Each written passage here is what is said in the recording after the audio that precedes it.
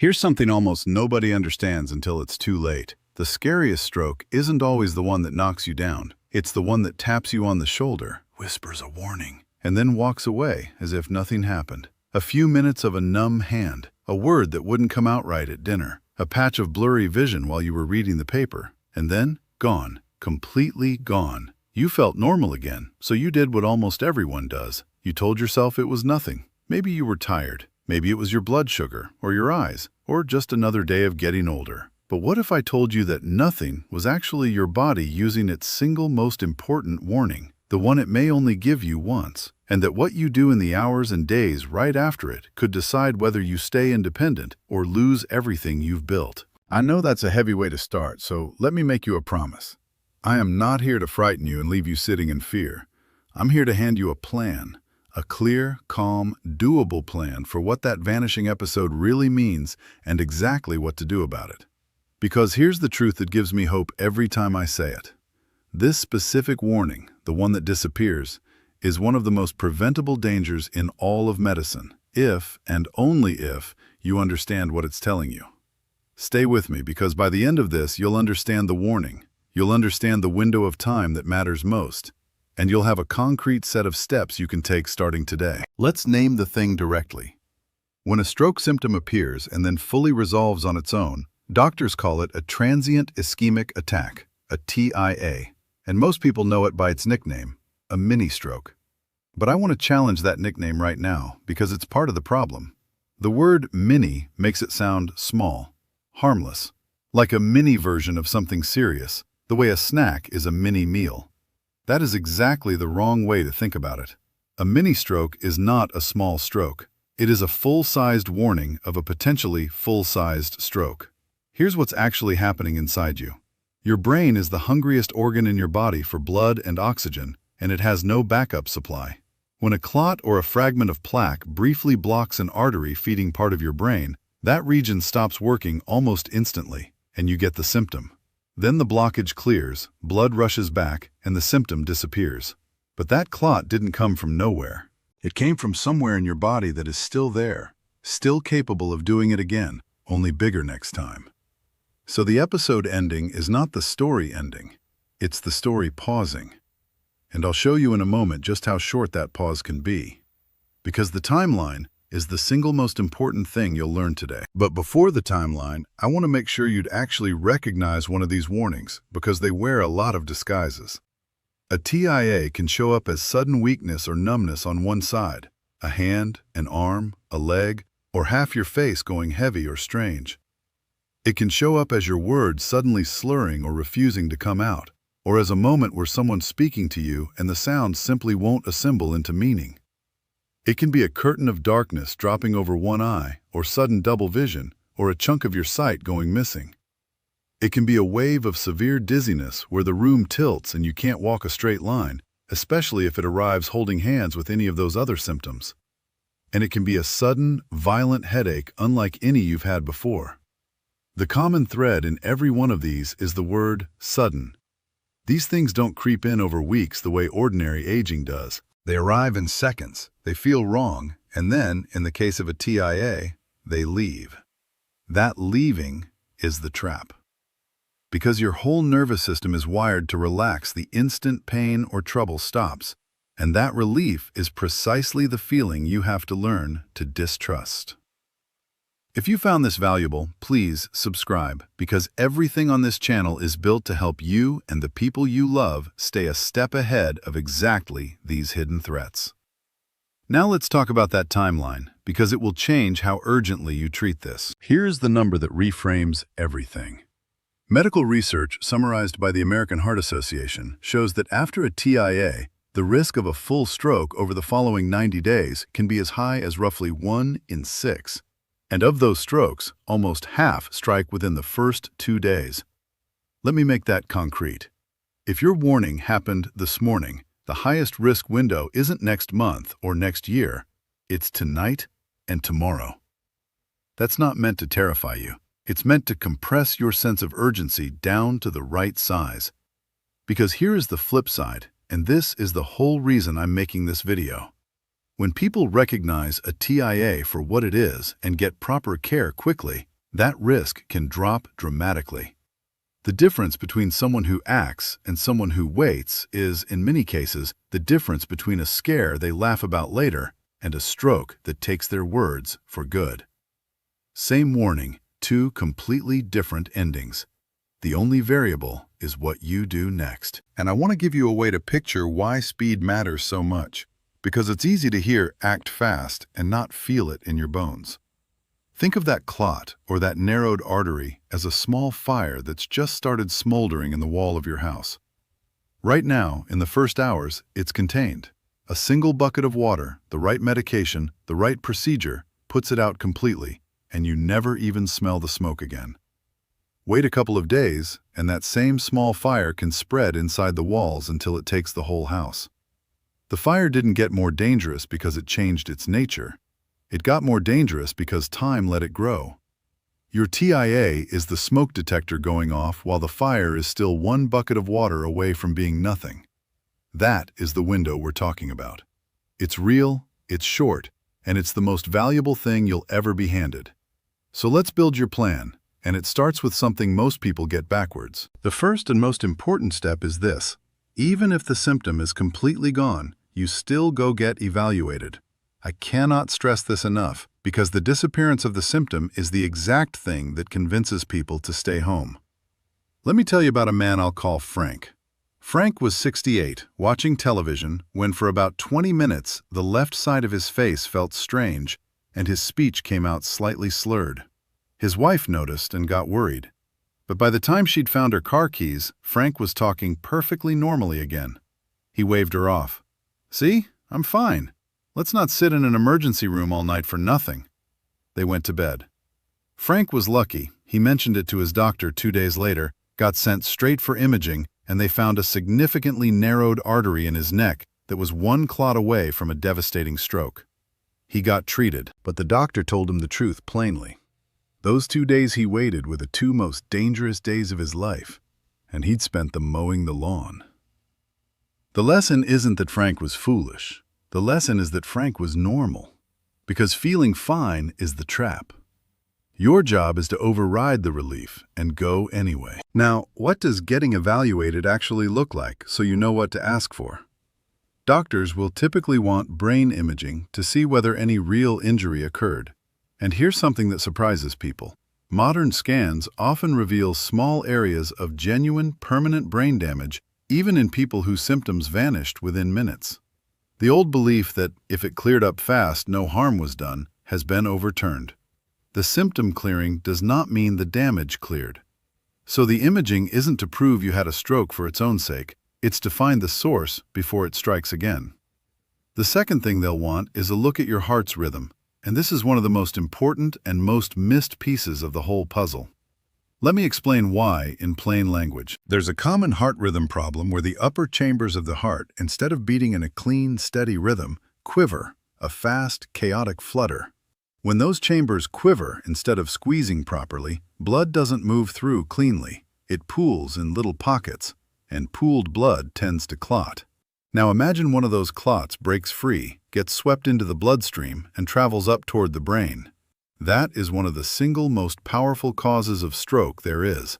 And here's the cruel part. Many people who have this rhythm feel absolutely nothing. No fluttering they notice, no dizziness, nothing. It hides in plain sight until it throws a clot.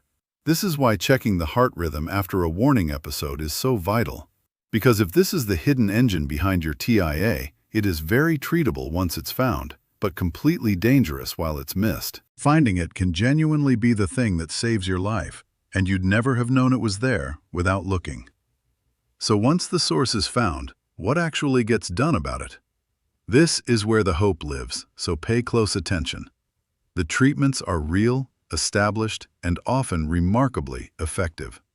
There are medications that reduce your blood's tendency to form dangerous clots. There are treatments that stabilize plaque inside your arteries, so it stops shedding the little fragments that cause these episodes in the first place. And when an artery is dangerously narrowed, there are procedures to open it back up and restore proper flow. When this work is done promptly, not months later but right away, in that high-risk window, the odds of avoiding a full stroke improve enormously. That's the entire point of acting fast. You're not just waiting to see what happens, you're actively slamming the door before the big one can get through it. Before we get to your plan's simplest step, let me answer the question that's probably forming in your mind right now. Where do these clots actually come from? Because understanding the source is what makes the whole plan make sense.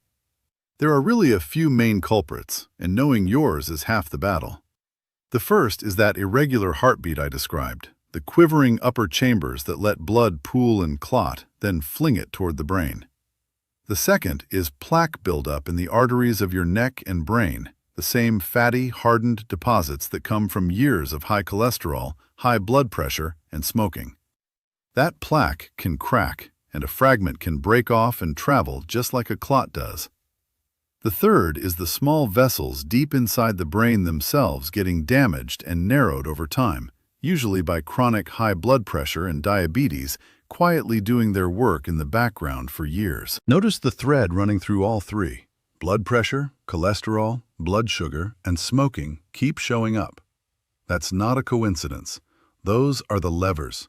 They're the reason a doctor's evaluation matters, to find which culprit is yours. And they're the reason the daily habits I'm about to give you are so powerful, because they pull directly on those same levers. You are not helpless in front of this. You are standing right next to the controls. Now let me give you the part of the plan you can start on your own today while you're getting proper care, because there's a lot within your control. First, know your numbers, especially your blood pressure.